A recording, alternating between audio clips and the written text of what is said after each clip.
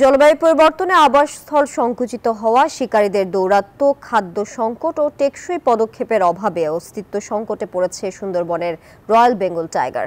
গবেষকরা বলছেন, গত 2 দশকে বাঘের টিকে থাকার লড়াইটা আরও কঠিন হয়ে পড়েছে। এমন পরিস্থিতিতে সচেতনতা তৈরির লক্ষ্যে সারা বিশ্বে বাঘ দিবস পালিত হচ্ছে আজ। মাকসুদ রহমানের তথ্যচিত্রে ডেস্ক রিপোর্ট। বিশ্ব ঐতিহ্য সুন্দরবনের প্রাকৃতিক প্রহরী রয়্যাল বেঙ্গল টাইগার, অথচ তারাই আজ শিকারীদের কারণে অস্তিত্ব সংকটে। 2024 সালের বাঘ জরিপ অনুযায়ী বর্তমানে বাঘের সংখ্যা 125টি। 2015 সালে ছিল 106টি। 2018 সালে যে সংখ্যা ছিল 114। আপাত দৃষ্টিতে সংখ্যা বৃদ্ধি পাচ্ছে মনে হলেও তা সন্তোষজনক নয়। বাঘের প্রজনন যদি ক্ষতিগ্রস্ত হয়, বাঘের সংখ্যা কিন্তু সেভাবে বৃদ্ধি পাচ্ছে না। সুন্দরবন সংলগ্ন এলাকায় আমরা ব্যাপক গণসচেতনতা করেছি। আমরা ভিলেজ টাইগার রেসপন্স টিম করেছি। জঙ্গলে বাঘ শিকারের কোনো ফাঁদ আছে কিনা এগুলো কিন্তু আমরা সর্বদা দেখে চাচ্ছি।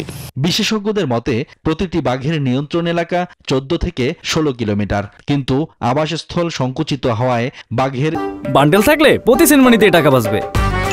বিকাশ সেনমানি বান্ডেল কিনে জিতুন প্রতি লেনদেনে। এই স্বাভাবিক গতি ব্যাহত হচ্ছে, যা মানুষের সঙ্গেও সংঘাতের কারণ। খাদ্যের সন্ধানে যখন লোকালয়ে ঢুকে পড়ছিল, গরু ছাগল মেরে খাচ্ছিল, তখন গ্রামবাসীরা তাদের পিটিয়ে মেরে ফেলছিল।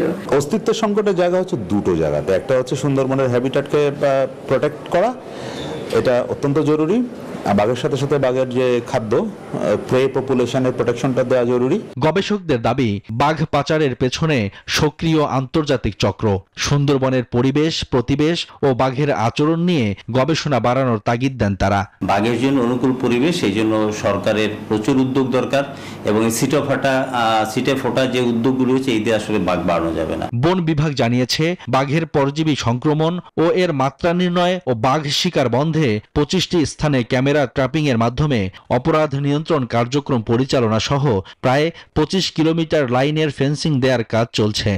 বাঘের মলমূত্র, হরিণের মলমূত্র, তারপর অন্যান্য যে সমস্ত প্রাণী আছে এই সমস্ত মলমূত্র, তারপরে আপনার বাঘের পশম পেয়ে থাকে, পশম, এগুলো আপনার অ্যানালাইসিস করা হচ্ছে। বাঘের প্রাকৃতিক আবাস রক্ষা এবং সংরক্ষণের জন্য সচেতনতা তৈরির লক্ষ্যে প্রতি বছর 29 জুলাই বিশ্ব বাঘ দিবস পালন করা হয়। তবে সুন্দরবনের বাঘের অস্তিত্ব রক্ষায় প্রয়োজনীয় উদ্যোগ নেয়ার তাগিদ বিশেষজ্ঞদের। Desk report, news 24।